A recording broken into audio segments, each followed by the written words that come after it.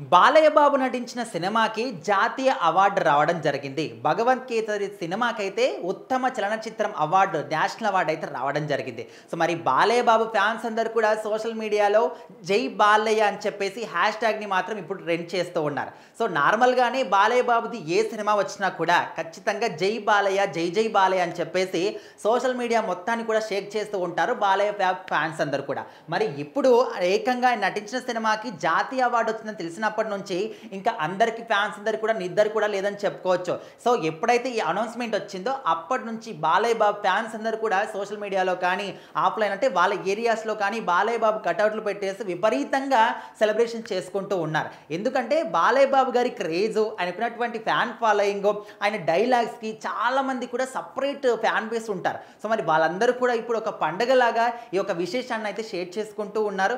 మరి ఇప్పుడు 71వ జాతీయ చలనచిత్ర అవార్డులని కేంద్రం న్యూఢిల్లీలో ప్రకటించిందనమాట. సో అక్కడ ఉత్తమ తెలుగు చిత్రంగా అంటే జాతీయ అవార్డు 'భగవంత్ కేసరి' అనే సినిమాకి, బాలయ్య బాబు గారి సినిమాకి దక్కింది. సో అదేవిధంగా మన తెలుగు సినిమా ఇండస్ట్రీ తరపున ఉత్తమ గేయ రచయితగా మనకు 'బలగం' సినిమాలో ఊరు పల్లెటూరు రాసినటువంటి ఆ పాట కాసర్ల శ్యామ్ గారికి మాత్రం అవార్డు దక్కింది. అదేవిధంగా ఉత్తమ చైల్డ్ ఆర్టిస్ట్గా 'గాంతాత చెట్టు' అనే సినిమాలో నటించినటువంటి సుకృతి మన డైరెక్టర్ సుకుమార్ గారి కూతురికి వచ్చింది.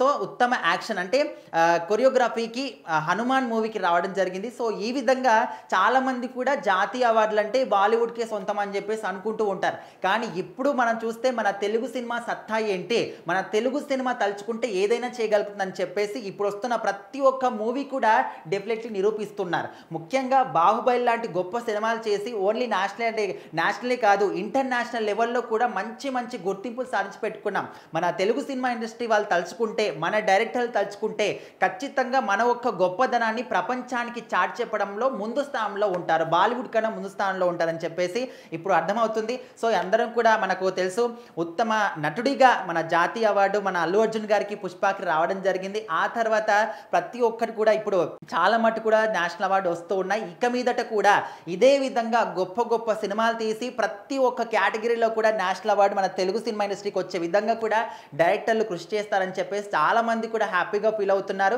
ఎందుకంటే ఇంతకు ముందు అసలు చిత్ర పరిశ్రమ అంటే బాలీవుడ్, హాలీవుడ్ అని చెప్పేసి చెప్పుకునేవాళ్ళు. కానీ ఇప్పుడు మన తెలుగు సినిమా ఇండస్ట్రీ గురించి ప్రతి ఒక్కరు హాలీవుడ్లో కానీ, బాలీవుడ్లో కానీ మన గురించే మాట్లాడుకుంటున్నారు. మన వాళ్ళని తీసుకెళ్ళి యాక్ట్ చేయించుకుంటున్నారంటే అంత గొప్ప స్థాయికి మనం అనేది వెళ్ళాము.